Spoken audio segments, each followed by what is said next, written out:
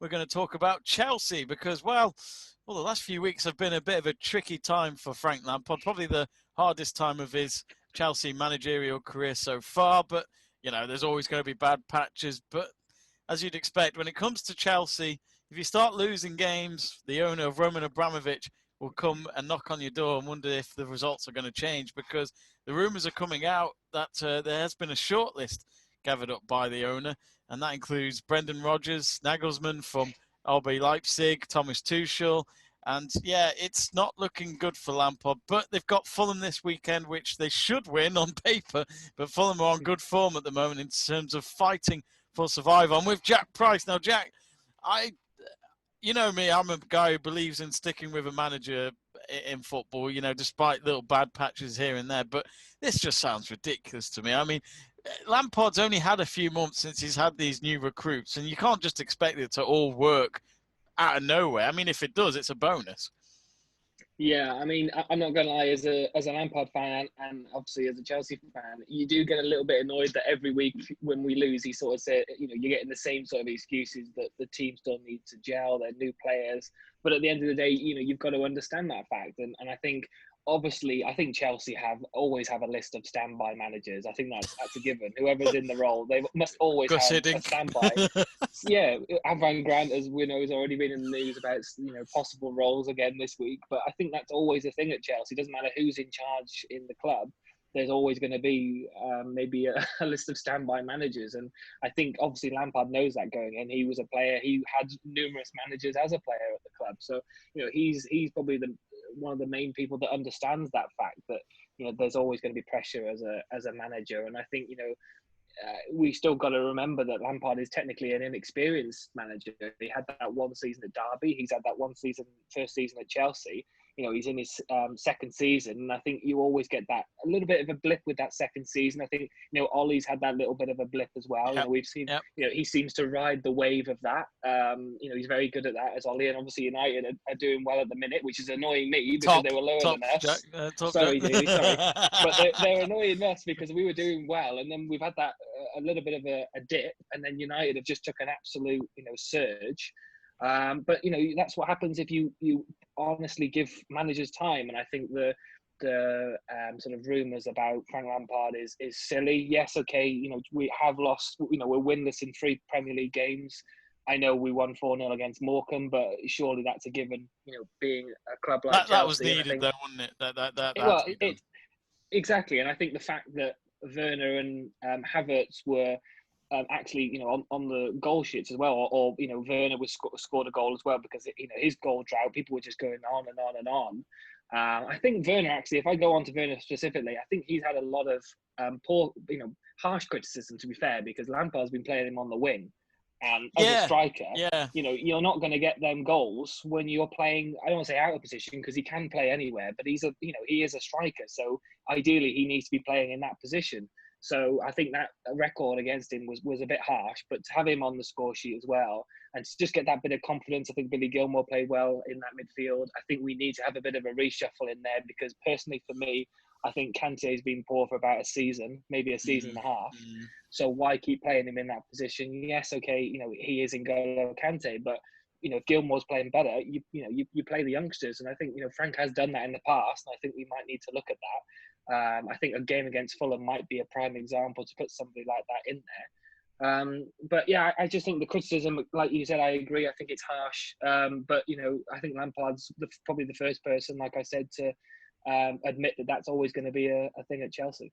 I think what annoys me though is that people can have a go at managers, but I do believe that if there's a club known for sacking managers and it's not working out, manager after manager. I'm not saying this about Chelsea. I just mean in general, because Chelsea still win trophies from time to time, which fans cannot argue with. I mean, you won the FA Cup in 2018, Premier League in 2017, so it's been continuous no matter what. Europa League, exactly. Yeah, sorry, you're right. This is what I mean. Yeah. You guys, come on. It's a trophy, whether people like it or not. It's a trophy. It's more than bloody Spurs. If they knew what one was. But I still feel when it comes to Chelsea, though, it is their responsibility for hiring Lampard. And people can go on and say, "Oh, maybe Lampard's not experienced enough." I'm like, yeah, maybe you're right. But at the end of the day, Roman Abramovich must take some responsibility. Again, though, he won't care because it's down to him what he does when it comes to running the club. But, I think you've got to look at, as you mentioned, Solskjaer, and now and again Arteta, where Arteta has won the FA Cup. He's got no experience. But at the end of the day, these people, we both can agree that Lampard, Arteta, and Solskjaer would not have had these jobs if they hadn't played for the clubs in the past. Yeah, I mean, the manager we're coming up against on the weekend, Scott Parker. I liked him as a player, but he's another one that sort of obviously played for. Well, he played for almost all the London clubs. To be honest, he went round them all, didn't he? But he has had that experience of playing this. I wouldn't say Steven Gerrard obviously with Rangers, but again, is another player that has gone on a London prostitute. In terms of he's football. He's gone on to Scott Parker. Yeah, Nicholas Anelka was one of them as well. He went around to. He did the world though, mate. Yeah, well, yeah, true. But I think if you hire them, you obviously have that.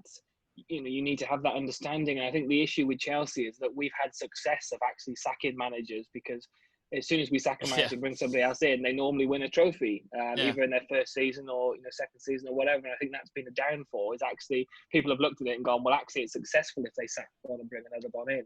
So, but I think when they chose Lampard, surely I think everybody in that management system must have understood that we are taking a different approach with this, because he is a more inexperienced manager.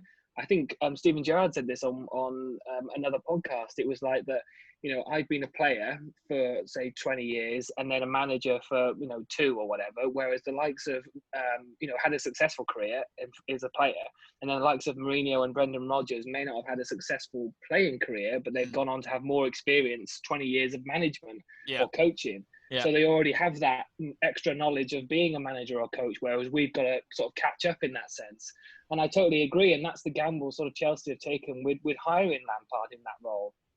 I think, the Avram Grant thing, as much as I don't want him there, I understand the reason as maybe they've come up with that idea because, you look at, say, Steven Gerrard, for an example, he's got more experienced people around him. I think McAllister's there, isn't he, as one of his number 2s? Yes, yeah. So you've got that maybe more experienced people maybe have had a management in the past. I know we've got Jody Morris, who's experienced in the youth level as well, and Chelsea won everything when he was manager of the youth teams. But maybe we don't have that advisor. Petr Cech is another one, but he hasn't had that management role. So I can see why the Avram Grant rumours are there, but surely there's somebody better. No disrespect, Avram, but surely there must be, if we're going to bring some sort of advisory role, and there must be somebody a little bit better.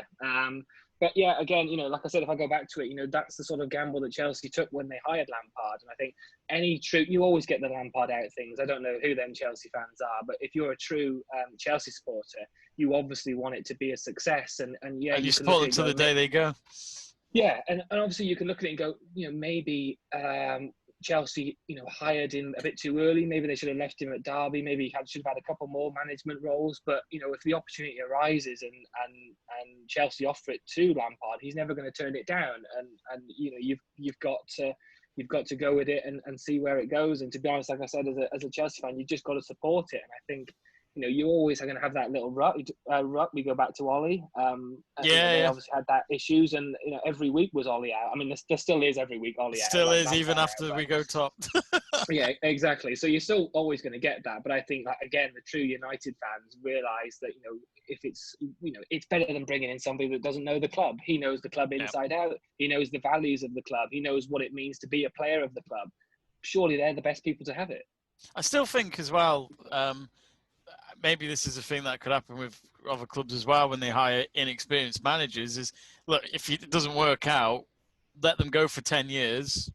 And then if they carry on this career as being a manager somewhere else, then it might work out. It might be, come back. It's clearly worked at somewhere else, come back to us. And I think like that with Gerrard, where, I mean, in all fairness to Steven Gerrard, he's potentially going to bring them their first league title since 2008, 2009 for Rangers, which is quite incredible. And okay, a lot of people could say, but that's his first ever club. I'm like, yeah, but maybe he needs to be away from his boyhood club to get that success. And I still think he'll be the Klopp successor whenever that'll be. I just have that feeling he will be. So it is interesting. I mean, you mentioned ex-players and all that as well helping out. I mean, the one thing that United are doing at the moment is Dan Fletcher's now part of the coaching team after he was with the under-16s. Michael Carrick, Mike Phelan, all them, like, all ex-United players. And as you say, pay a check for Chelsea. And I think it's a feel-good thing for football fans to know that why question people that know the success of the club and know everyone inside and out. I can't see why people could complain with that. Yes, the experience isn't there in a way, but they can learn from it. But anyway, in terms of the Chelsea team, though, why is the team not working? Because for me, Tammy Abraham's been a huge disappointment in the last few months. I mean, please don't talk about Tammy Abraham. I mean, my favourite. I mean, my favourite right now, who I didn't think would be this good for Chelsea, is Olivier Giroud, and he has been scoring goals, hasn't he? And he's just so awkward to defend against. It pains me every time I look at the team sheet and that man is not on there. I mean, he's getting older and older by the day. Why are we not utilising the talent that he has for this period? Yeah. Blows my mind. I know you've got the youngsters in there, but he's just so good. Abraham, for me, as much as when he first came back and say the first 6 months of his Chelsea career, it was an absolute confidence boost. He was, banging in goals. It was, incredible. I remember that Wolves game away, Norwich as well we played, and he put on a great performance. But, the 6 months at the end of last season and the beginning of this one, he's just, for me, he offers us nothing. There's nothing. He half the time he's got his arms up in the air, blaming everybody else or saying he should have passed it there or something. Whereas Giroud holds up the ball, passes Pulisic and players like that. Absolutely love playing with him because you watch them because he's there holding the ball up to then lay it off to them, and that's what they want as a striker. So for me, like I said, every time I see that he's not playing, especially if we're not playing Giroud and we put Werner on the wing, it's just like, what's going on? So I think sometimes Frank has to take that as in terms of his formation or his decisions on where he plays players. But I think, again, we go back to the goalkeeping situation as well. We brought in Mendy and then he's had a bit of an off patch. So everyone's going, oh, should we bring Kepa back? It's like, do you remember what Kepa was like? So we've still got that issue. Mendy's awesome. I don't know I think Mendy's a great goalkeeper. Yeah, look, I think, Mendy's is filling the gap for what we need at the moment. I think we still need to bring in a younger goalkeeper or get somebody from the academy at some point, bring them up through. But I think there are certain patches. If we go to the two people that people are bringing in up every week, which is Werner and Havertz, I think I've already explained Werner in my opinion. I think they both need time, obviously, because they're such a lot of money, completely different league in terms of the Bundesliga. But I think again, Havertz, he whether it's confidence or whether it's just trying to get used to the league. Sometimes I just feel like he's running at a couple of speeds lower than everybody else. He sort of just trots around the field a bit if you watch him closely. He's not like he's up to the speed of the league yet, which obviously takes, it can take time for some players. Some players you watch and they immediately, they're straight in. Whereas others obviously take a season and they haven't even had a season yet. So, people are saying, oh, they're not performing for 50 million or 70 million or whatever the hell it cost us. But I think ultimately, how young are they? They're still relatively young and they haven't even had a season yet. So I understand when Lampard's saying, ZX, another one who, when he comes on the pitch, is talented, but he keeps getting injured. Pulisic is another one who, he for me is one of our best players, but he gets injured a lot. So I think that's an issue for us when we sort of lose our best players. But if we go back to your point, Olivier Giroud for me is our best striker now. It has been maybe for the last 12 months. Because every transfer window, his name comes up. I'm just like, it blows my mind. He's incredible, And he nearly went this time last year, I think. Yeah. And then Lampard but in all fairness to Drew, he was quite patient with Lampard, and Lampard kept hold of him. So I'm sure he's been rewarded a little bit for that. And he won the Europa League against his old club as well. So well, he was awesome. That he scored in almost every game in that Europa League season, didn't he? Yeah. I think he was the highest goal scorer. So I think it's to be honest, it's taken me until he went to Chelsea to make me realise he's a good player. I mean, he was good at Arsenal. Yeah, wow, yeah. When it comes to Arsenal, it's kind of like there's nothing wrong in being good for Arsenal, but you just think, is that because there's not much competition? But no, I think he's done well when you look at who he's got around him at the moment, of Werner, Pulisic, and Abraham, and all that, who on paper should probably be performing better come the peak of their ages. But finally, Jack, if somehow Chelsea lose to Fulham this weekend, please could this? I mean, I hope not, and I don't expect it. But could this be the end of Frank, or is that too early? I think personally, I think if they were going to get rid of him this season, it would have been before that Morecambe game. I think because there was a bit of time from our last. Was it Man City that was our last defeat?